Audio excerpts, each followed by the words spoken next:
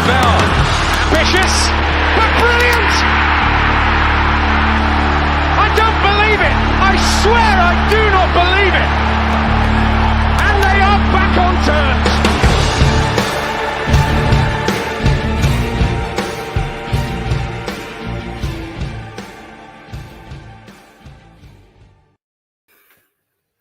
Hello and welcome to New York Talk, as we'll look back onto a horror show from Sunderland as Rotherham gave them the fright of their lives. It was a special afternoon at New York State on Saturday afternoon. We'll look back at that, and we're also going to look at the Tuesday. We've got another game to talk about. We'll go to Charlton Athletic on Tuesday. We will be joined later on for the scouting report. But I'll introduce you. We've got first. You've obviously got me, myself, Matt. We've got Mick and Danny with us as well. Thank you for joining us, boys. Hello. Hello. I don't think it took much convincing to do tonight's episode, did it? No, not really. No, not at all. Danny, you free at 8 o'clock? Yes, mate. Bang, straight in. Danny were at 7:30 anyway, that eager to get in and get on. Yeah. No, really. Well, if you're just hearing this for the first time, we won 5-1 against Sunderland on Saturday afternoon. So we're going to get on with that. We're going to talk about it. While there's first we mentioned to our sponsor, we are now sponsored by Manscaped. So if they are the world leaders in male grooming. So if you have any needs for that, you can get 20% off any shopping you may do at manscaped.com. If you use the code NYT at checkout, they will give you 20% off any of your grooming needs. Well done, Danny. So anything, we watch out for an advert when Ben's back. We're gonna try and get Ben to do an advert for us. So keep an eye out for that in future. That's the mention we'll give at the moment. Now, 5-1. Can't get over it.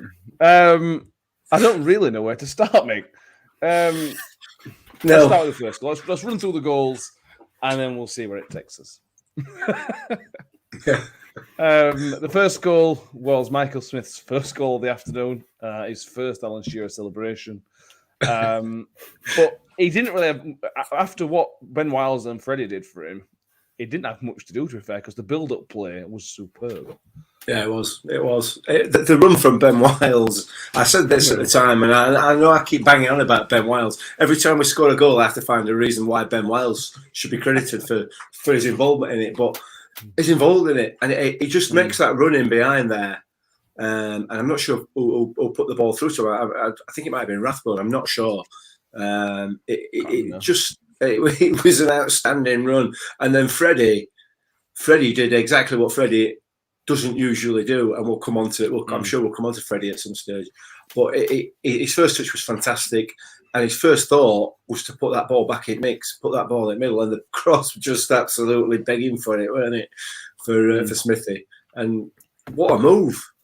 What an absolutely fantastic goal, just in terms of the way it was worked. It's not a massively spectacular finish or anything like that, but the build-up to it was outstanding. Absolutely outstanding. Yeah, well, it was very much, Danny. Well, let's have a little bit of Freddie loving before we talk about his goals. That side of the game is the part that's been missing. And that sounds a little bit harsh to him, but his ability to just bring somebody else into play. That's what we need him to do. We know he can score goals. We know he can do that. He needs to do this, which is what Smith does and other players do. It was superb to see. We'll talk about his goals, I'll say in a minute, but his other part of his game was superb on Saturday. Yeah, I think on Saturday it wasn't about Freddie getting the goals. It was about Freddie, the team player, which, like you say, we've seen glimpses of, but we haven't really seen him at his best doing it. But I think Saturday was Freddie at his best. He not only set up goals, but he scored them as well. All right, he missed a sitter later on. But to have the vision to know, Smithy's other side at 6-yard box, if I chip it in, he can get his head on it, and easy as that. And, the build-up play from Wiles was brilliant down the left-hand side.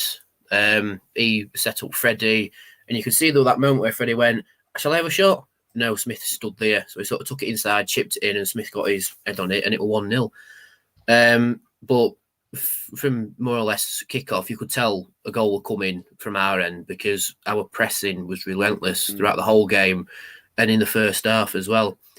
So it was virtually pegged on that we were going to score first. Yeah. Let's have a go at comments. We've got Josh Smith, massive win yesterday. Freddie's best ever game for us. Wilesy unplayable again.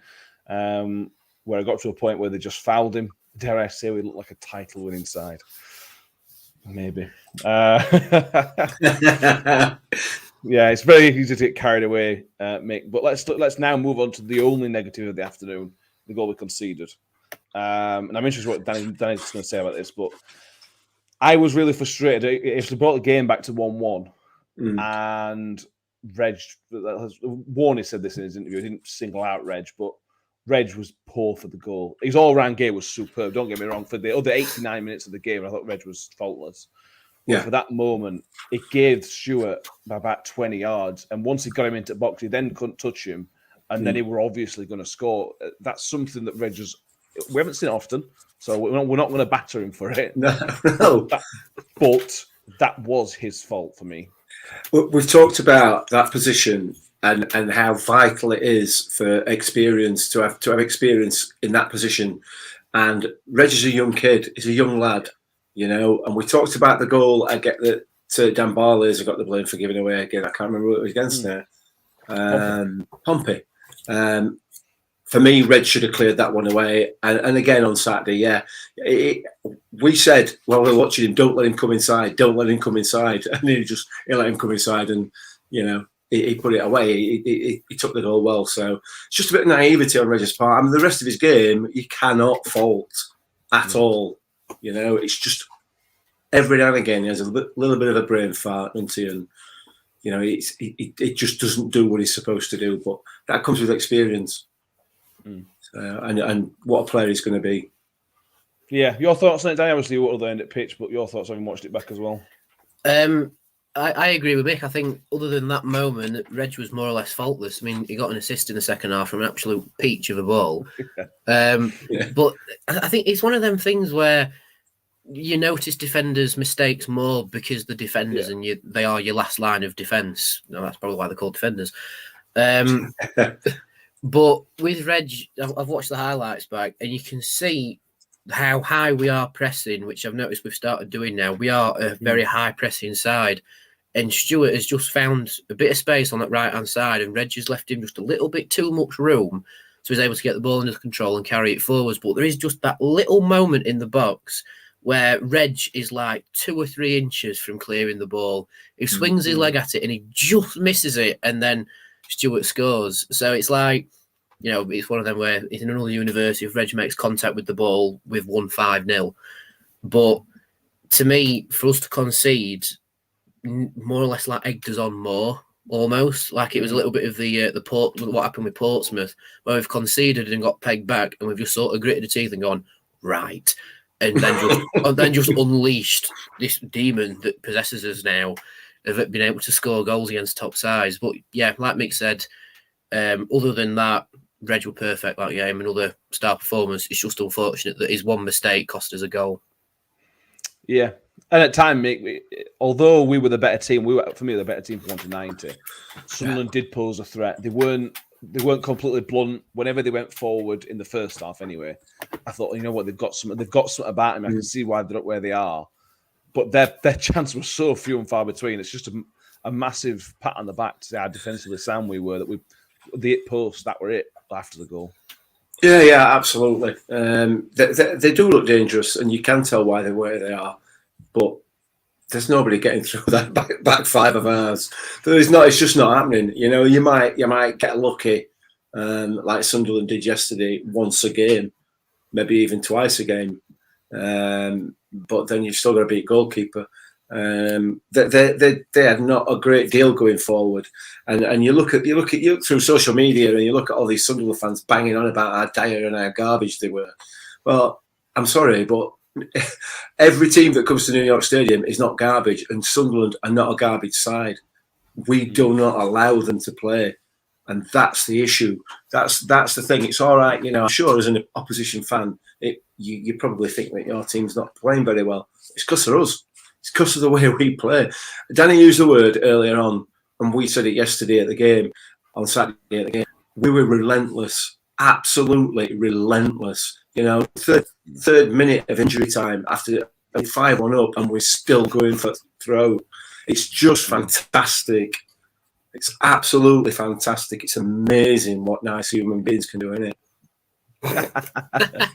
Well, speaking of relentless, in the month of October, Rotherham have scored 23 goals and conceded 3 in all competitions. Ridiculous, isn't it? Like, what's possessed us? Yeah. I know it's Halloween, but we've been possessed since the second. Like, what's happened? Yeah. EFL will still find a way not to give Warney manager a month. You just know it. Yeah. You should have scored 25. Exactly. Like just a couple of goals, sealed it. But the second goal sums up the relentlessness of it, Danny, because Smithy had the ball, he lost the ball, and then I think Wilesy picked it up. Did Wilesy pick it up? I think I have watched the goal back. I completely forgot it was. Smith we lose possession. I think someone loses possession, and then Smith does this absolute brick wall of a challenge on one of their players, brings it out to the byline, loses it. Wiles picks it up back to Smith, pings it into the box, and then Freddie just taps it in. And again, relentless for Smith to have that desire just to go, no, you're not taking the ball up the other end. I'm going to win it back, and give a challenge that's fitting of a centre back at the other end of the pitch in their final third. It's just the high press. I mean, Smith wants to do well against Sunderland, of course he does, but to have that desire to win the ball back that high up the pitch and then carry it forwards, we keep using the word relentless, but it's just there. There's something sparked with this team this month that's just fired us onwards to how many games unbeaten now? Is it 11 in all competitions now? Yeah, but and I mean, Rotherham usually start slow to a season. I mean, if this is starting slowly, imagine what's going to happen at Christmas. Yeah, and the thing is, and I sort of see what Sunderland fans are saying, that I know they were bad, but we made them look bad. But we could have done better. You know what I mean? We were superb and we were relentless, but we missed quite a few chances. We probably could have scored 4 more. Warney said in his post-match, we gave the ball away quite a lot. Barlaser gave the ball away a few times. It was brilliant, but he gave the ball away a lot. Rathbone gave the ball 1 or 2 times. There's still another level, and that is absolutely frightening. There is. They've got another gear. There's no question about that. They've got another gear, and it's a shame, really. It's a shame that it's come this late. It's a shame it didn't happen last season. But it is what it is. I think as a club and as a management team, I think we needed that relegation last season because it's really put the fire in Warney's belly. You can just tell. You can absolutely tell. And then when you see this team performing the way they're performing, the way they just took Sunderland apart for fun on Saturday, it was ridiculous. There's a comment here from Harvey Kelwick, when they hit the post before half time, the chance that really could have made it 2-2 and it could have been a different game. Do you know what, Harvey? I don't think it would have been a different game. No. I genuinely don't. I think, all right, then they made it 2-2. We'd have beaten 5 or 6-2. It would have. I don't think anything would have changed, and that's the measure of this squad at the moment. For me, anyway. Yeah, it is. Let's go through a couple more comments. Stephen Adams asks, does Freddie keep the shirt after his play on Tuesday? We'll cover that. When we do the preview in a minute, we'll do the preview because there's lots of questions about that, really. Ladapo, for a change, knew where the ball was going to anticipation. That's what a striker is all about. Yeah. And Mike because we'll be top on Tuesday. Let's hope so. Philip Rawlinson, still buzzing from Saturday, and thanks to the knuckle dragging and Mackem minority for the loose change they chucked at us, which he used towards the celebration pint. That's the positive side. That's the funny side of it. The bad side of it is that if you throw coins at a family stand, you are absolute scumbag. But it's away fans sometimes, isn't it? Liam McGarry, best competitive first hour football I've seen at this New York this season. And the New York was class. Yeah, to be fair, Danny, although I think we were a better team, the first half was a really good spectacle as a game. I was like I said to Mick, the two good teams both trying to score. All right, they ended up not being very good, but both teams were going for it. Yeah, they were. I think that first half really did sum up how competitive League One's going to be this season. It was two teams that know they're going to be in and around it come the end of the season. Proper butting heads, like who's going to be in front at half time. And like like a comment said earlier, if their goal had gone in and made it 2-2, yeah, it would have been a different talk at half time. But I agree with Mick. I think because of how highly we were pressing the ball and tiring Sunderland out, it wouldn't have changed the game. But that first half, that was probably one of the most entertaining halves of football I've ever watched, because it was more or less end to end. Like they'd go up into our final third, we'd come back, we'd score, then they'd score, then we'd come forward and attack, and they attacked, then we scored, and then they nearly scored. It was like I was worn out at half time. I had to go and have a rather large pint. Yeah, it were a really good game. And there's always a chance at half time that their manager can have a chat, make some changes, make 2 changes. And there's always that concern, Nick, with certain managers that something could change. Opposition can change the way they play, they can change the momentum of the game. I'm obviously not a fan of Lee Johnson. I never thought for one second that he has the ability to change the game in a way that could have hurt us. I never thought he could. And that's exactly what happened. He made 2 changes. It didn't work. It couldn't have worked worse. They looked worse, instantly looked worse, and it had played out that way. They did not improve. It got worse, didn't they, in the second half? Yeah, I mean, if you think about it, you sit there and what would your team talk be? Because you just know. Ball out front back. Playing ball out front back because they're just pressing us to death. Yeah, but you're not going to be able to do that because that's all you've done, because that's the way we play football nowadays, isn't it? That's the way these coaches believe that football should be played, which is great if you're Man City and Barcelona or Real Madrid. It's great. When you're a League One club, no matter how big the stadium is, you're still a League One club. You know what I mean? And if you haven't got the players to do it, it's pointless. And surely, you've got scouts. You can go and watch teams before you play them. You know that Rotherham are going to press you. They know they're going to press you for 90 minutes. Why carry on doing the same thing? Definition of insanity, isn't it? You know what I mean? Yeah, it is. The third goal came from our obligatory set piece. Got to get one a game, Danny. At least one a game, a set piece goal. It's the rules. And it was, looking back, it was poor defending, but an absolutely thumping header from Icky. Yeah, I think in terms of us getting a set piece goal, Warning must say, if you get one, I'll put a £5 behind the bar for everybody. But yeah, I mean, in the build up to that, we had Aidan McGeady getting his first yellow card of the afternoon for what can only be described as some sort of MMA move on Chio, where he sort of like tried to hug him from the back, but because Chio is just sort of going, get off me, and McGeady's ended up on the deck. But then we get the corner. Sunderland fans giving Ferguson a fair bit of gripe because he used to play for Newcastle. Former Newcastle. Yeah. And it's the thing that you dream of as a player. Like, you're getting abuse from the stands, and you just playing an absolute peach of a corner. Someone gets their head on it, which was an Ekwe, and it goes in, and that is how you silence nearly 3,000 fans. 2,500, 3,000 fans.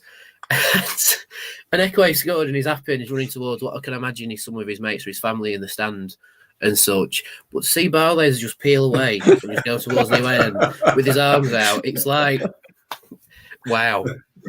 Yeah. And I'm sure Ferguson wanted to join in as well, but yeah, to make it 3-0 with an absolute thumping header, I mean, it's one of our specialities, whether it's from the corner or the free kick, to just loft that ball into the box and to read the game and to peel away from your defender, get your head on it, and it goes in. It's stereotypical of Rotherham to score from a set piece because we are viewed as set piece merchants, if you like, in this league and in the Championship. But to do it effectively, get every week, game in, game out, and to keep that going consistently and to keep scoring them and creating chances, that proves how good of a team we are and how well drilled we are in training with set pieces. And like I say, I hope Warney does put a £5 behind the bar because they deserve praise for being that efficient with set pieces. Yeah, they do. 100%. Let's go through a few more comments. William Roebuck never thought he'd see us so strong without Woody, he means. Yeah, defence was superb. Ardoc says, dare I say, I was feeling back of Millmore 81. Yeah, well, it was almost 40 years to the day since the Chelsea battering as well. Yeah. It was the day after 40 years on Halloween Day, so yeah, must be something about this month. Philip Rawlinson, perhaps we shouldn't have been so hard on Wickham's anti-football approach, as it probably saved the kind of drubbing that Sunderland got. Fair comment, you know what I mean? Yeah. And with them conceding 3 goals to Fleetwood, they've clearly got a not a great defence. Now we'll move on to the comment. Ethan says, they were very dirty for Sunderland, always crunching tackles in without looking for the ball. That brings us nicely on to one of the most experienced players on the pitch, Aidan McGeady. He was captain for the day. I don't know if he's club captain, but he was certainly captain for Sunderland on the day, Mick. Like Danny mentioned, he was already on a yellow card, and he just throws himself in on 56 minutes, not nowhere near the ball, probably a red card on its own, second yellow, game over. Completely brainless. Yeah, well, what else can you say? Just a red mist came in it. I think Chio had just taunted him one too many times, and that was it. He just completely lost it. There's not a lot of point talking about the referee, but we will do at some stage, I'm sure. But the referee's let him off there with that. In my view, he's got away with that. I know he's got a second yellow, and he's got sent off. It's a straight red. There's no question about it. You know, his feet off at the floor. He's taking his legs from under him, from behind. He can't see what's coming. He can't. I mean, I don't even know whether Chio were on pitch. I'm not convinced the ball was not going out of play, and Chio were going to fetch ball. You know what I mean? It was a straight red, no question in my view. And the referees done him a favour there by giving him a second yellow. But yeah, bizarre, isn't it? Bizarre. But whatever. I mean, it's just good news. It's more good news. It just shows that we're getting in people's heads. You know, all these really good human beings that we've got, they're actually getting in people's heads, and they're screwing with the mind. You know what I mean? They can't deal with it. They can't handle it. Brilliant. Absolute brilliant. It's glorious. Danny, anything to add on that? I know the game, we were the better team, but it really, really did kill the game for Sunderland. There were no coming back from that, were there? No, and I think because their fans knew we were on top, if you like, they were getting annoyed at it as well. So that only really egged McGeady on. But for a player of his experience, you know, he's been at Celtic, Spartak Moscow, club legend at Sunderland these days, to just be that fired up and annoyed by such a small club in comparison with Rotherham, you know, in League One of all places. And I mean, I'm glad Chio's all right. That's what I will say. I am glad he's all right, because it were a proper. If it catches his leg wrong, you've done one of his knees. That's how bad of a challenge it was. So I agree with Mick, it was a straight red, but Chio wasn't the only one. I mean, Wiles was harassed all game. I'm sure his ankle's the size of a watermelon after Saturday. And a lot of players, like, it was just right, like, niggly fouls all the time. The referee got a little bit card happy with us at one point. But yeah, like you say, I think as soon as McGeady were off the pitch, that were game done for Sunderland. I don't think any teams come back from 3-1 down to even draw 3-3 with 10 men on the pitch, at least to my knowledge in this league anyway. But what I did like, and what I saw from our players, we were around the referee straight away. As soon as Chio were on the floor, everyone around him. Smith were giving it large, and I actually had to be pulled away by Inekwe. It's like, calm down, you know. But to see that passion from your teammates who just come in and, you know, you've got the back, and I can't remember how many players it were. There were at least 8 of them around the referee, and only about 4 Sunderland players who were trying to push McGeady off the pitch, going, "Go, you've done." Yeah. But to see that camaraderie between the squads is great to see. Yeah, you touched on the ref, Mick, and I thought it's going to sound, I'm going to contradict myself a little bit. I thought he was giving a lot of niggly fouls that he didn't need to. He could let the game flow much, much more than he did. And like Danny said, he got a little bit card happy, but he was consistent for the whole game. It was giving the same fouls all the time, so it wasn't like he was giving one foul and not giving the other. It was giving similar fouls all throughout the game. And realistically, at this level, that's all you want. If you're going to give that foul all the time, give it all the time. Don't give one or the other. And is that not a little bit of a positive, even though the fouls were crap? I think based on my criteria of just give me some consistency from a referee, he probably had a good game. I agree with you. I think he was consistently bad for both teams in terms of the niggly nonsense that he gave. When it came to the big decisions, he got them bang on right. I think he got virtually everyone right. I think there's the body check / forearm smash on Ben Wiles in middle of Park, second half. I think he missed, and also the foul on Chio. Arguably a foul on Chio in the build-up to their goal, on the edge of their box.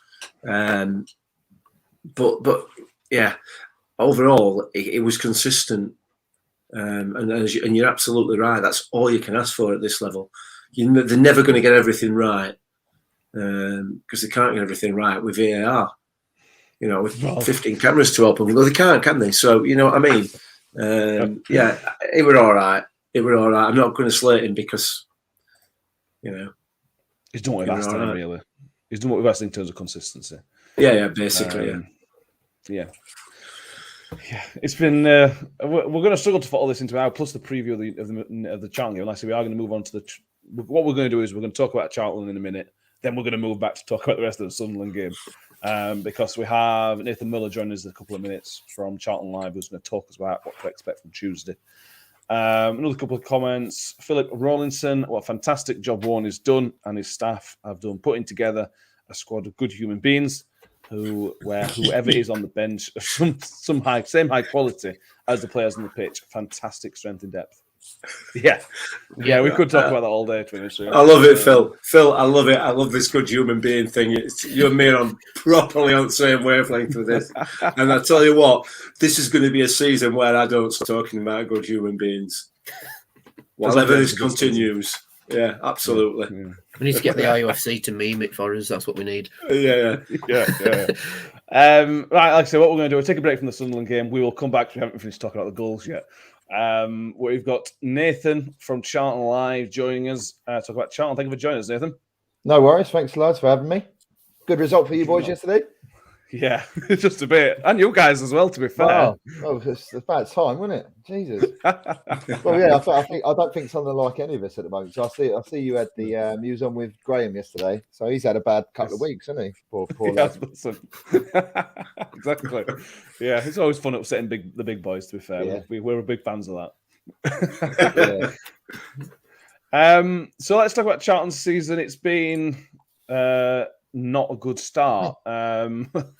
Just because it was at the start. It was new in the summer. I was thinking right in saying how was pre-season policy started? How were things looking at? What was the view of the squad back then?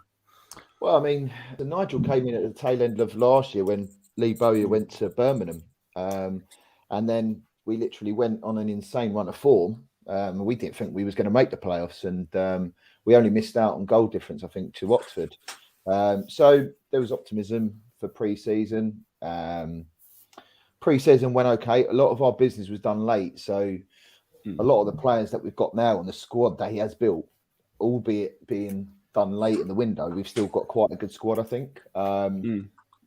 So yeah, I mean, it just come to a bit of a shock, really, in terms of the poor start. I mean, we beat Crewe, which, to be fair, no disrespect to Crewe, but their squad's been decimated by injuries anyway. So yeah. I think it just papered over the cracks a bit. But so it's just been poor, really. We've just not been playing well, and obviously, when you're not getting results, you're going to lose your job, which obviously Nigel did. Yeah, was it just results? How was the performance? Were the performances matching the results? Yeah, so I think we was poor. I mean, we were quite one-dimensional with Nigel, which is weird. So we've got good technical players, but we were just bypassing them going long to Jayden Stockley, which, to be fair to Jayden, he's good. He's a good physical player, but we become predictable and easy to play against. We had a poor result up at Lincoln, and the performance weren't good there. And then we lost 3-2 at home to Stanley, which I think not because it was Atkinson, but it was just poor still. So. And it made a change, and then Johnny Jackson's come in and beat Sunderland, which I wasn't expecting at all. Really, I spoke to Graham on his preview, and I was I said, I hope it's 2-0, or at least like nothing embarrassing, you know. But yeah, and then we had a decent result yesterday, albeit again a poor Donny side, I think. I don't know if you guys have played Donny yet, but a couple of times a cup, yeah. Yeah, Combined 8-0 over the Johnson's Pins League. Yeah, they're not a good team at the moment. It's a shame because I think I've got some decent players there. They're just really poor. And then we've got you boys on Tuesday, which I'm not really looking forward to, if I'm honest. But it's only because we had Smith once upon a time and it didn't really work out for him with us. He's bound to score, isn't he? So, and then you've got Ladapo, who's ex-Palace, so he's going to want to do a job. So it's not looking too great for us, really. No, but, yeah. But then we're sort of thinking same that you've just set your manager a couple of good results. We think literally in the worst time to play Charlton this season, is there so far? Yeah, no. I think yesterday's result it was the players looked happier. They look more expressive, and they've got a bit of a spring about a step now. And the only thing that worries me is that we've got quite a lot of injuries. Sam Lavelle, who we signed, he's out injured. Ryan Innes is out. Harry Arter's out. Jonathan Lecco came off yesterday. So yeah, we've got a few injuries really. So, but you're going to get them, and if you're going to be up and if you're going to be up to the top end of the table, I don't think we are, but you're going to have to beat teams like Rotherham, because you guys are going to be up there, aren't you? So, but it's a good test for us now, I think. And then we've got Burton and Plymouth after that, so we've got some tricky games coming up. But we're just focusing on get next win, and then just try and not be involved in a relegation fight, because a few weeks ago it was actually looking quite bad to being relegated. We were that bad. So, but yeah, it's going to be good. Johnny Jackson's caretaker. I'm looking at his stats. He's played obviously a lot for Charlton. It feels like a bit of a similar story to Paul One for us. Played a long time, backroom staff, came to as caretaker, took the job full time. Can you? I know it's very, very early days, but what is the view to that? Do you think? Do you think is potentially long term, or is it just a stopgap? I think probably the general consensus would be to give him a go.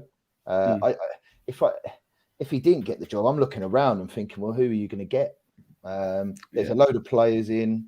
A new manager's going to want to come in and bring his own staff in and all that jazz. I just think if he's doing, Sandgaard, the owner's already come out and said he's going to get a few games, and if the performance is there and we pick up a few results along the way, I don't see why not. I think a lot of the fan base want that.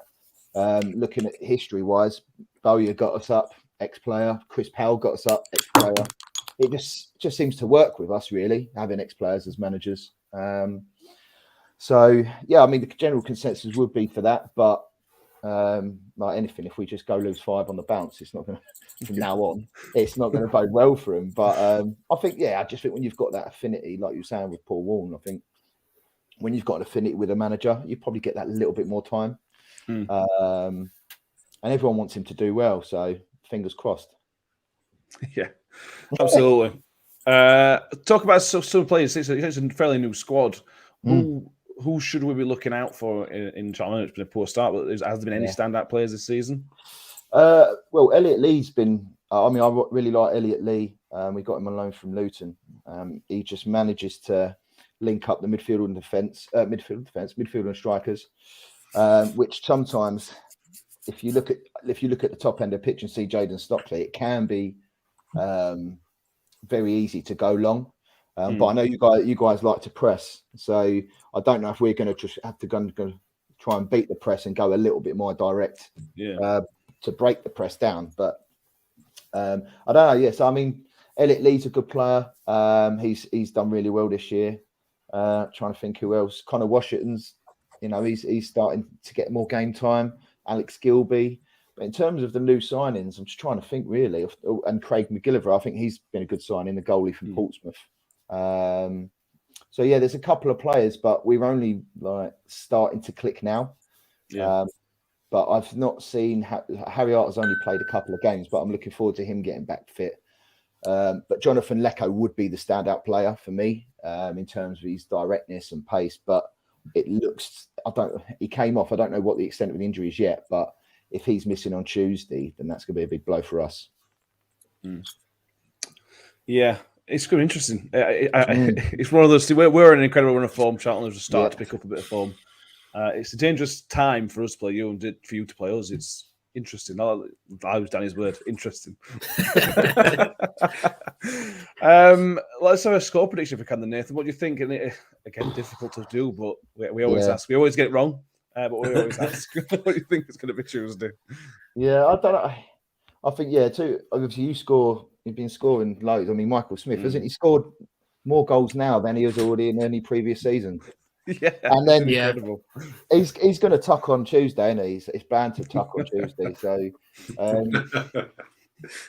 I reckon I'm going to try and be bold. I'm going to sort of pray for a 1-1. Okay. I'd be delighted. Do you know what? I would take a boring 0-0. Right, and there's no shots on target. I won't be like that on Tuesday, but listen, you're obviously one of those teams that you're too good for League One, and you just need to break that Championship sort of hoodoo and stay up there a bit longer. So I'll take a draw in our at the moment, but we'll be confident and we'll have a go. But I think if we can keep Smith quiet and Ladapo, because I think they're your main threats, but keep those two quiet, then hopefully we can get a little positive result out of it. Smith's been doing well at scoring against former clubs and clubs he don't like. He's a Geordie and scored against Sunderland a week ago, so he's on it this year. Sorry. Can I change my prediction then? No, it should be a good game. I think it'll be a good game to watch. I think both teams will want to. Both teams like to press. Both teams like to pass the ball and get crosses into the box. So I think it'll be a good game. Yeah, hopefully two teams will try and win the game. You might try and stop us, but you're going to still have a home team, newish manager who's going to try and win the game. Thank you for this, Mick. Danny, have you got any other questions? Anything else you want to know about Charlton before we let Nathan pop off? I just hope you play better than Wickham and actually play football. That's all I'm going to say. Oh God, yeah. Yeah. No, we were. I mean, with Johnny Jackson, you see it yesterday. We do get to try and get the ball down. There will be times where, like I was saying, if you press us really high, because our two centre halves, what's the word can I use? That's not going to be too horrible. They're not like. I mean, they can pass the ball. They're professional footballers, but they're not ones that will come out and be really confident. So it might mean if you press us, we might go a little bit direct. But I'm hoping when I go on Tuesday, we do try and play it around because we got good players. We've got good midfield. So hopefully we'll start playing it on the floor. But yeah, we won't be as bad as Wickham because I know. Plus, we've not got anyone in the sort of size of Akinfenwa either. No. But I don't think anyone has really. Unless you can sellotape two men together, you might be exactly. But so hopefully we'll get a little result, but I think it'll be a good game to watch nonetheless. Yeah, any of you boys going down? I know it's a Tuesday night though, isn't it? Are you going? Yeah, I'll be making the trip. I am. What a nice day to go down South London on a wet and cold Tuesday night. I know, setting off from 2:00 in town, and it's like, yeah, South London on a Tuesday night. Mind you, it beat Ipswich on a Tuesday night. Yeah, so I'm going to say you've got in a few weeks. Ipswich. Yeah. Yeah. All right, fellas. Brilliant. Thanks for doing this, Nathan. We really appreciate it, and good luck for the rest of the season. Not Tuesday, you too. Cheers, lad. Cheers, pal. Cheers, mate. Thank you. There we go. There's our chat from Nathan. Really appreciate him doing that. Yeah, it's a really good game. We will come on to that in a minute. We haven't even finished talking about the Sunderland game yet. Mark Gamble was on that chat. He mentions about not surprised that Kinsey with Sheffield United, all his United sporting mates said he'd be rubbish based his time there. I think we got a congratulations to Mark as well. I think pretty sure he's got married over the weekend. I think he probably has, yeah. So congratulations. Quiet, hasn't he? Congratulations, pal, for that. Harvey Collect thinks 3-1 as a prediction for Tuesday. I feel like I'm wanting to rush through everything today because there's so much to talk about. So let's just enjoy it, savor this episode, boys and girls, because it's a pretty good one. It may well be, mate. We've been doing this for obviously a couple of years now. This may well be the most positive episode we've done doing this. I don't know. Possibly. I mean, we beat them down at Swilsborough, didn't we, last season? That were more of the live show, wasn't it? So it's that was just more smugness, weren't it? This is pride more than I suppose that. This is bordering on arrogance the way that we're playing at the moment.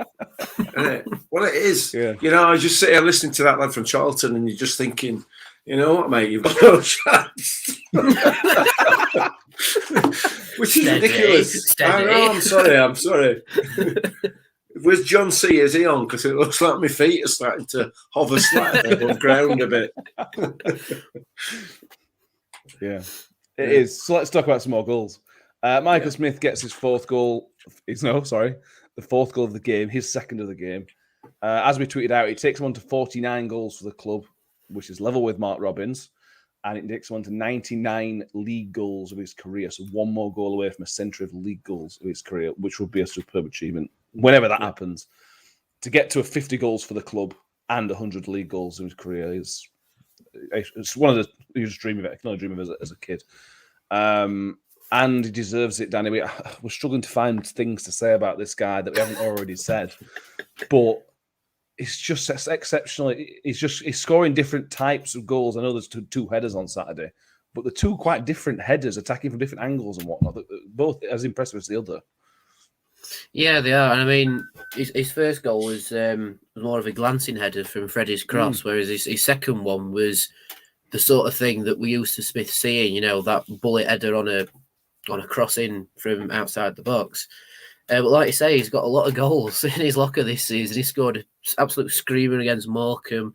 He scored what can only be described as the biggest finesse goal of his career with the back heel. I still don't know how he managed it. And then he's doing what Michael Smith does best as a big centre forward and getting his head on it. And like you say, he's nearly at 50 goals for the club. He has got some way to go from the record goal scorer, Wally Ardron. It was, I think, like 138 or something like ridiculous. Smith, sign a 5-year deal, please, and try and break that. That'd be brilliant. Thank you. But it seems as though we've already said every word in the dictionary that can describe how good Michael Smith is, but still he's able to surprise us with some of the stuff that he's doing. He's already broken his tally from last season. He's heading towards breaking his all-time tally, which I think is 18 with Swindon. Yes. Yep, so he's getting there closer to that every day. And I think he's making Richie Barker sweat rather nervously about the Alan Shearer signed shirt. And I think that's why they keep taking him off before he gets his hat-trick. It's like, no, he's not having another one. They claim to be arresting him. It's actually just to save his shirt. He's going to leave probably eventually, mate. But if you listen or watching Smithy, nobody's going to love you like we do. And this sounds like the end of the relationship. Please stay with us, but we won't. We really appreciate what he's done for the club, Mick, and from where he's come from. And he's just a great player, just a superb player. He is, and I'm sure he appreciates what the club's done for him as well, in particular, specifically Warney and the team, because they're the ones that have brought the best out in him. You know, they've put the trust in him. They've given him they developed him as a player, as a person, and got him to where he is today. And my question to him would be: do you really think that this will happen anywhere else? You know, do you think that you're going to be able to play in the same sort of environment with the same sort of support, both on and off the pitch, at any other club? My suggestion, and somebody mentioned on the comments earlier on about January transfer window and everything else. I suspect that anybody who decides that they want to move on to bigger and better things, and good luck to them should they decide to do that. They're not going to play in the same environment that they're playing in now. They're going to. It's highly unlikely, and this is key. This is key to what we're doing now and where we are. And it's been 4 years in the making. So, what was the question? So about Michael Smith loving. Don't go, mate, because you're not going to get this anywhere else. That'll be my message to him. There you go. Yeah. As Danny says, he's quite a way off the leading goal scorer for the club. I think that's probably unachievable. But he's not far off Alfie, and we all know how good a striker Alfie was for the club. I think he's only 7 or 8 goals off Alfie's total, which would it's not about the goals, is it? It's not, but it would make him the highest scoring player of the 21st century for Rotherham United, which would be a great thing to hang his cap on if he gets there. Again, that'd be taking 20 goals for the season, so I am getting ahead of myself, but that's the type of season. That's the type of season we're looking at. We at the start of the season we weren't looking at these stats. We are now looking at these stats, saying he could hit that, and if he hits it now, wouldn't be a surprise. That's how good he is playing at the minute. And yeah, it'd be superb for him to hit those kind of numbers. Chris Nichols, triple his wages. That's why they leave. Yeah, well, that's our strict wage structure. If anything's going to stop it, that's going to stop it. I agree with the strict wage structure, but these things happen in football. Anyway, stop talking about Michael Smith. The final goal of the game was as impressive as the others for different reasons, Danny. Josh Cody came on for Smithy with over along the left. Yet to score for Rotherham United, finds himself with not quite a tap in, but a fairly easy finish, but lays it on a plate for his mate who has a nailed on finish. And that sums up this squad of just making sure we do the right thing for the team. Yeah, 100%. I mean, I think it was Ryan Creswell who was joint commentary on iFollow, and he says he were a bit annoyed that KO didn't go for it himself, but I'm not one to disagree with a professional footballer because he's been there and done it, and I can only just kick a ball in a field on a Sunday afternoon. But for KO to have the vision just to go, Fred is in a better position. It's like what we saw with Kieran McGuckin against Man City. He's still a young player and he still hasn't scored his first professional goal for Rotherham. But for him to like override that and go, no, Fred is in a better position, I'll square the ball to him, just so he can get another goal, another certified goal for the team, I think shows knowledge beyond his years for KO. It's not that youth knowledge of, I'm in a brilliant position, I'm going to smash it and hope it goes in. For him to go, no, Fred is in a better position, I'll square it to him, shows how much KO's come on whilst he's been out on loan and this season as well. And I think if he didn't have the three strikers as like his mentors, he wouldn't have done something like that. If he was one of those strikers where he looks at him and go, I need to assert myself and try and get in the team, he hasn't done that. He's gone, let's learn from this, let's have an education from it. And that's what he's done. And that's why he didn't shoot and he squared it, but got an assist from it, which is just as good when it comes to being a team player. Yeah. Well, for me, strikers should be judged on assists and goals. You know what I mean? They are just as good. Smith has got 2 goals, but then he's got the assist for the Freddie goal, which is just as important as his 2 goals he scored. The question is, Mick, when you're 4-1 down in the 89th minute, why are you still trying to pass it around like that back? You are just inviting pressure, and they've only got themselves to blame for that 5th goal. The same argument goes when you're 4-1 up, why are you chasing the ball down so far up pitch? You know, because that's what we do. And the reason they're passing it around at the back is because that's Lee Johnson's style. What it is, you know, we're going to knock it about a bit. We'll knock it about and play it out from back because we're really good footballers. No, you're not, mate. Not as good as us. No, you're not. I mean, I don't care what it says about Sunderland, quite frankly. I care what it says about Rotherham United and what it says. Like I said earlier on, you know, at 4-1 up, we are still going for throat, and that is just fantastic. That's you can't ask for any more. You can't ask for any more. We're just going for it. So John C says, Mick, it's time to get rid of your concrete wellies and put on your flying slippers and fly high with the rest of us. We're getting there, mate. Yeah. We're getting there, John. Yeah. We mentioned Chio getting hacked down, Danny, but let's give Chio the credit he deserves because he was once again the guy who ever played left back for him must be having nightmares. And Ian McGeaney were having nightmares about him and all because he just mugged him off. He just mugged him off all game. It was similar to the MK Dons. He was unstoppable. Yeah, and there's a certain point when he gets the ball in like halfway in our half and he does 2 players and he's away. You know, and Matty Goodwin described him as being able to catch pigeons, which I've now written in my quote book because I quite like that, being able to catch pigeons. But yeah, I mean, Chio sometimes gets criticism for his crossing. I mean, it's not. I mean, if it was better, he wouldn't be here. You know, that's long and short. If his crossing and shooting were on par with his pace and his dribbling ability, he wouldn't be at Rotherham. He'd be in a Premier League side. But you know, he's improving every day, and like you said, he was unstoppable. Same as with the MK Dons. As soon as he gets the ball, gone. You know, it's like Roadrunner when he takes off, just a plume of smoke left behind him. That's Chio on that right hand side. But yeah, he's another one who, unfortunately, is out of contract in the summer. In the summer. But we do have a 12-month option. Why would you leave? You know, I can't fathom him going somewhere else. You know, like, would you have that ability to be as confident as you are with the midfield and the person behind you at another club? You know, Chio, go with your gut. Stay with us, please. he is at that stage though where the stats don't back up how good he is. He's not getting loads of assists. He's not scoring loads of goals. So from that point of view, we know how good he is, and we know how good he's going to be. But if you're just looking at the stats, you will not see that, will you? You won't see how good he is at the minute, and that's what's helping us at the minute. I think is that people aren't going to see that. Hopefully. That's my hope, anyway. That's what I'm holding on to. I'm going to mention some individual performance. I'm going to rattle through them because we've gone 50 minutes. We haven't barely mentioned the Charlton game, so I'll rattle through them. And if you guys want to say anything about them, pipe up.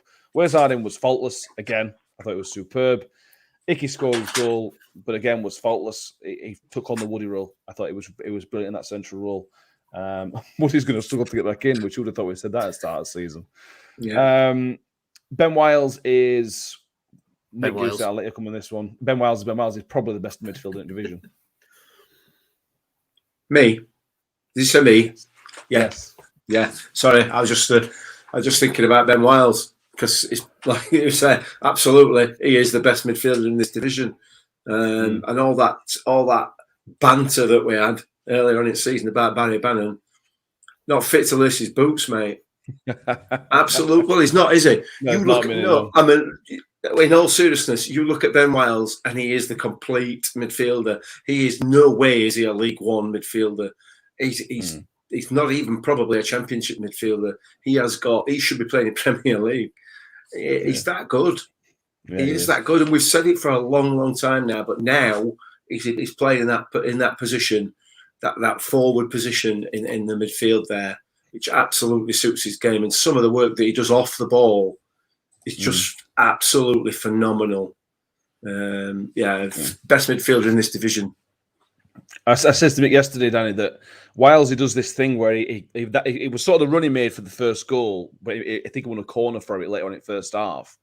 And I said, when Wiles gets into that position, you've lost. He's either winning a free kick, he's winning a corner, or he's taking it past you. That's it. Once if you let him get in that position at the sort of the edge of the box, that's it. It's won. Yeah, and I think it's mostly down to him coming through the academy at like more or less the perfect time. Like his career sort of just gathered momentum just as Warren came into the full-time manager fold. And I think that's why a lot of people say, oh, look at how well Jerry Yates is doing away from Rotherham. Honestly, I think it's because he came through at the wrong time. Like, if he'd have come through in the Warney era, it'd have been similar to where Coyote is right now. But with Wiles, like, the squad always says he's the best player at the club, he's destined for better things, and we can see why. He's flowered this season, if you like, into the football that we all knew he was, but now he's been able to show it on the pitch. And like you said, there are certain circumstances. It's like, well, is he going to win a free kick? Yep, there it is. Oh, he's going to win a corner? Yep, there you go. Or he's going to score like he has done against Bolton. So, yeah, Ben Wiles is just Ben Wiles, isn't it? One of our own. You mentioned about coming at the right time, and I know Steve Evans did a lot of the good things for the club, but could you imagine Ben Wiles coming through at Steve Evans' time? It wouldn't have happened, would it? No, it wouldn't. And everybody will hark back to, oh, they were great times, he gave us some wonderful times. He did, yeah. And he spent an absolute fortune on Dross as well, So yeah, we look back at times like that through rose-coloured glasses, just because we got a couple of promotions and we managed to stay in division for a bit and so on and so forth. But nah, not for me, mate. And Ashley Dean, although he says Wiles isn't better than Rathbone. I mentioned Rathbone there. I thought Rathbone was brilliant. The only thing Rathbone's missing is the attacking edge. There was that moment in the second half where he got himself into the box. He got himself in a really good position and he sort of cacked himself a little bit. He didn't know where to pass or shoot. But again, he's coming from a team where I don't think he's necessarily from the outside. I don't think he's been asked to do that attacking role as much. I mean, now we're asking him, we're giving it because of how Barlaser plays. He's got a bit of leeway. So I hope to see that side of Rathbone's game. If that side of it improves, then yeah, for me, he probably could be better than Wiles because he does similar things to Wiles, but Wiles is much better attacking. Much better attacking. For me, it's like saying chalk ain't better than cheese, though, isn't it? You know what I mean? Well, both midfielders. It's like, you know, they're completely different players and they do completely different things. They might play in the same area of the pitch, but they do completely different things. So, if Ben Wiles is the best midfielder in the division, Danny, where does Barley fit in that list? Because he can't be far behind him. Because people have said it's almost a cheat code having Dan Barlaser in this squad. I mean, I'm sure some of the fans who are more my age remember the cheat sheets you used to have for GTA like 3 on your PS2. It's like Warney's got that, and he's like, right, square X something or other, and then we've got a Barlaser in midfield. But if Wales is the best midfielder in the league, and we've got Rathbone and Barlaser still in that list, I mean, it must be decimal places, the difference between them. Like, if Ben Wiles is number 1, Rathbone must be like 1.1 and Barlaser is 1.2. And then probably Jamie Lindsay's just further back because he's unfortunately injured. But and then Dolphin's in there as well. So it's like, Warney, can I have your cheat sheet, please? We need it for Football Manager. Yeah, absolutely. This team, it's getting high praise and high comparisons at the minute. It's still only 14 games in. You know, let's see how things go. This is the best. The way this team plays is the best I have ever seen. And that team in the early 2000s for me was legendary. But the way they play is better quality. They work just as hard as that team, but there are better quality in these players. But we're only 14 games in. You know, we could end up finishing 10th. I don't think we will, but we could tail off. So we've got to measure this team how they end up the season. And I feel like we're not going to be far off, hopefully. But let's wait and see. You know, let's see how we react when we get a defeat at the end of this run, whenever that's going to be. We are going to lose at some point. Let's see how we react. That's the important thing. So we have one more league game before what will almost be a 3-week wait for another league game plus the international break and FA Cup. So let's preview. Have you anything on the Sunderland game that I've missed off or forgot about, or any of the top points or topics just from the Sunderland game that you want to cover? I think we've covered most of it. No. I think the last thing really is that it's our first win over Sunderland in 59 years, and it was their first visit to New York Stadium, and we battered them. Yeah, exactly. They should still be beating teams like Rotherham, though, shouldn't they? Let's be fair. They're massive. Yeah, in League One, huge. And Phil's mentioned here, obviously, on Tuesday night when we're away at Charlton. It's the battle of the egos at Shrewsbury, isn't it? You know. My understanding is that they sold 425,000 tickets for that game. So it should be a hell of a night in Sheffield 6 on Tuesday. It'll be 16-17 all, I imagine. Whatever. Possibly. So Tuesday night we go to Charlton, which, as we mentioned, Nathan, it's a terrible time to play them. Just change the manager, but good run of form. On us, Danny, the only real question is, what do you do with a problem like Freddie Ladapo? 2 goals. Grig's now available, obviously. What are you doing? What are you doing on Tuesday with him? I think it's just the case of, I mean, it's similar to the goalkeeper situation. I think it will just be best man in. But now we've got the option to change both strikers if needs be. So we can bring Grig on for Freddie or Smith, and then you've got KO'd as well. So it just adds that extra element of depth. But for me, I'd just go best man in. You know, like we've got Smith and Freddie both scoring a brace. So it's just like, why change? You know, give Freddie a run inside, and you never know, this might have been the start of his run of games. You know, like he has a run of games and then stops and then drops off, but then comes back. MK could have been the start of it, and now he's on his roll. You know, 3 goals in your last 2. Not bad. Yeah. I'd keep him in. Yeah, we said after the MK Dons game, mate, that he needs goals. He got his goal a little bit fluky because of the deflection, and you could see the difference in him on Saturday. You could see the difference in him. Yeah, I mean, if he played like that all the time, then he'd never ever be out of the side. He'd never be out of anybody's side, would he? Because we know that he can score goals. What he needed was that work rate, and it was there on Saturday in bucketfuls. Was it his best absolute- performance for Rotherham, that? Fiji? Oh yeah, without Yeah. as a complete performance, a 90-minute performance, without a shadow of a doubt. Without a shadow of a doubt, he's shown it in flashes in various games last year in Championship, and when he's come on as a substitute. When we talked about this on this podcast about 2 seasons ago, and we had a full episode virtually saying, is he an impact sub or, no, I mean that was definitely without a shadow his best performance in a Rotherham United shirt. And all he had to do was put the effort in, put the work rate in, and everything else just fell into place for him. And hopefully it can carry that on. Fingers crossed. So, is there any changes, Danny? Obviously, we've got the FA Cup game on Saturday, which means we can rest players. But at some point, we're now going to have to look at that. When the fixtures come piling up, the same 11 players can't play that style for 90 minutes for 46 games every single time. There is going to become a time where we have to look at saying, right, Rathbone, we're going to have to give you an hour off and 90 minutes off, this and that. Are we at that stage yet, do you think? Or because of the gap, can we allow Tuesday just to still full throttle? I think because of the FA Cup game on Saturday, where we will probably rest players, and then we've got international break, I think we aren't there yet. I think until the international breaks are more or less done for this season, it's more of a keep your foot on the pedal and keep going.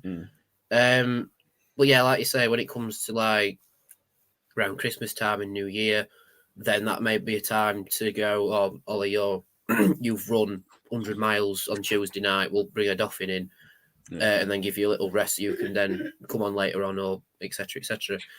But again, it boils down to that issue of, even though there will come that time when we need to rest people because of injuries or just completely blowing out the backside or whatever, but I'm not worried at all, because the depth this season is something staggering. Like if we were to say, oh, Ollie Rathbone's injured, we need to bring a Dauphin in, all right, no worries. And like what's happening now, oh, Lindsay's out injured. Oh, no worries, don't matter, we've still got this, that, and other. Or Smith's pulled his hamstring. No worries, bring Freddie other side of Greg. To have that depth this season is just staggering. Like, I've never seen a Rotherham team with that level of depth where all of them are up here. There's not like up here and then in certain positions they're down here. Like, no offense to any players or anything, but if we've got our first 11. But then our second 11 is not that far behind, and we could do equally as well in League One playing our second 11. But because we've got the two together, that could be the thing that pushes even higher up the league. And I mean, we're 4th already, so yeah, that's why on paper, as things are, that's why this is the best squad that I've seen, best team that I've seen, because we've got it in droves. We've got so many different players. Like you said, Dan, we could play different 11 on Tuesday, and we won't be that much weaker in most places. Mikel Miller came on and did really well again, Mick. Really, really well again. I feel a bit sorry for him. He's not getting minutes, but Ferguson did really, really well. Defensively and attacking on Saturday, Ferguson. Is there any change in your mind there, do you think? No.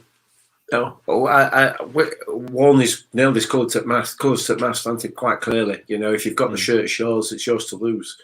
And I mean, this is probably the most obvious statement ever, but nobody on Saturday did anything to lose a shirt. You know what I mean? All they did was cement their place even further in the squad. So no, I can't see there being any changes. Poor old Will Grigg, because he's come up against Sunderland, he's now lost his place. Victor, and all credit to Victor, the first person to congratulate Vickers at the end of the game on Saturday was Victor. You know what I mean? So that it's just a measure of what we've got in this squad. I can't see any reason to change it unless there's any knocks. I think the only knock that we've potentially got is Wales, because his ankle took an absolute clattering against Sunderland. So he might be the only one to come out, but then bring a Dauphin in or Sadlier into that forward position. Yeah, it's like, I'm sure I've said this before, but I'm sure Warney has bits of paper crumpled round his house that, bless her, his wife has to keep sweeping up, and it's just got hundreds of team sheets written on it, and like names crossed off. It's like, no, that's wrong, this, that, and other. I bet they have a bonfire daily with all these changed team sheets. Yeah, it's brilliant. As Ethan's just mentioned, Paul Davis has just tweeted an article out about Ben Wiles because he was basically targeted on Saturday. So I don't think he's a doubt, but I think it's sort of monitoring the situation. But again, if he has to sit out a game, that will be a blow. Let's not get around it, but we'd be okay. We've gone really a long time. We've still got a couple more things to cover, so I'm really sorry to everybody who's sort of times out of the hour on your route to work or whatever, but we're nearly done. We're nearly there. Stay with us. I don't remember from the early 80s. I remember that. Coming on as a sub, kick someone straight away. That's the depth. Did he get sent off for that? I think he came on as substitute, kicked someone and got sent off. I'm sure he did. I might be wrong. I don't know. Yeah. William Roebuck, the only slight injury for him would be Barlaser in the midfield. Feel like he has a passability. The others just slightly fall behind.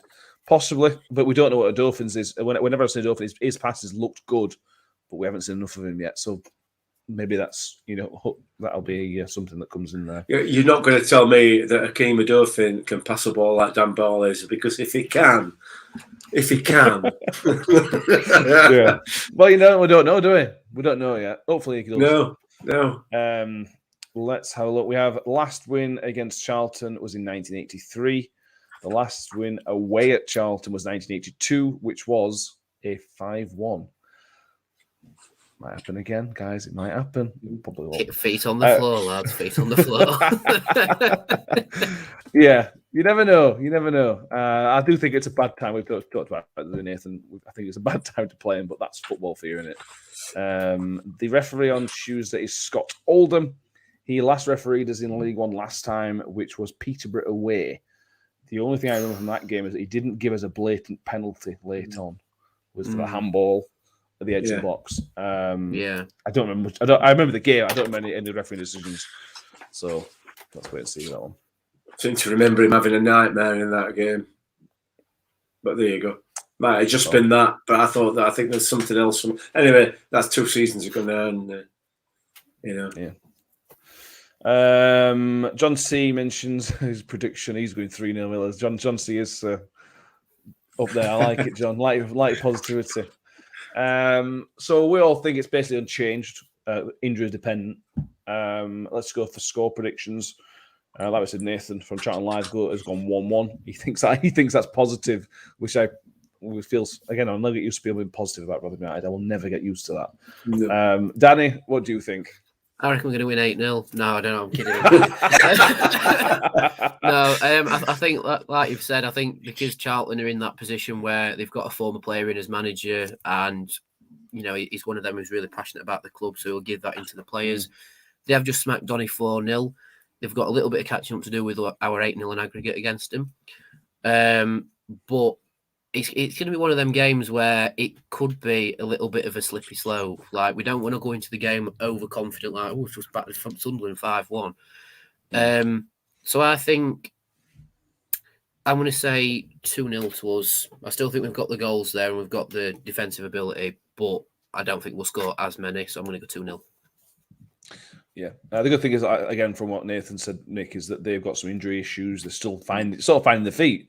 He said this is just starting to gel, but it's a bad time to play them in terms of their positivity and their mentality. But it sounds like it might be a good time to play them in terms of where they are as a team, especially compared to us. What's your prediction for Tuesday?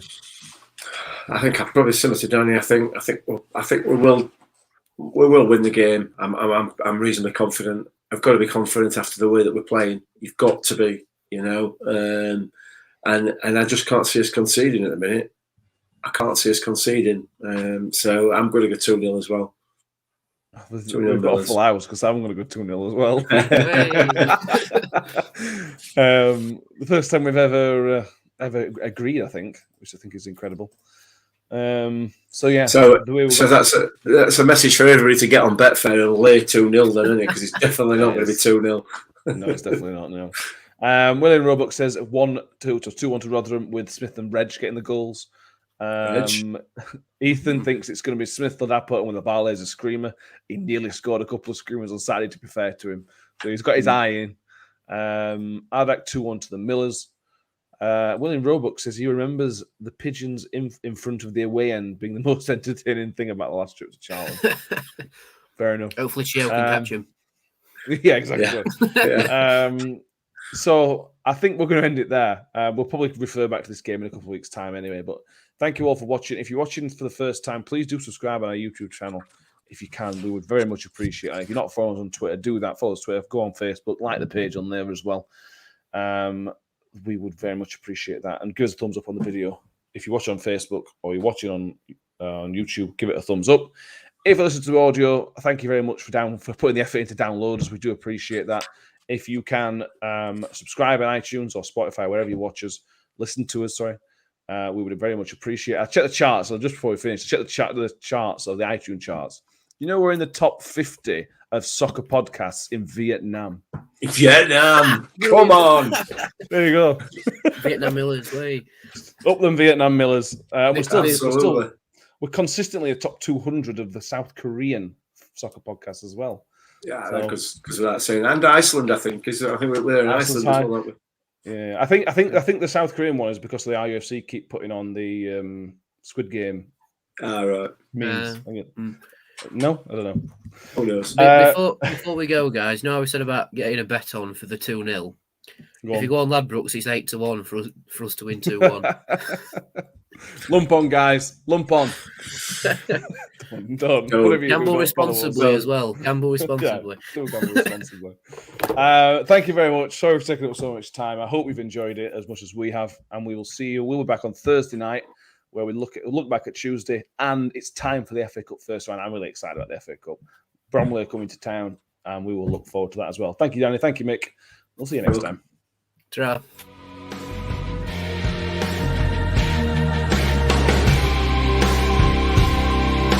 Freddie's on one-on-one. Freddie shoot. Can take a shot. Yeah!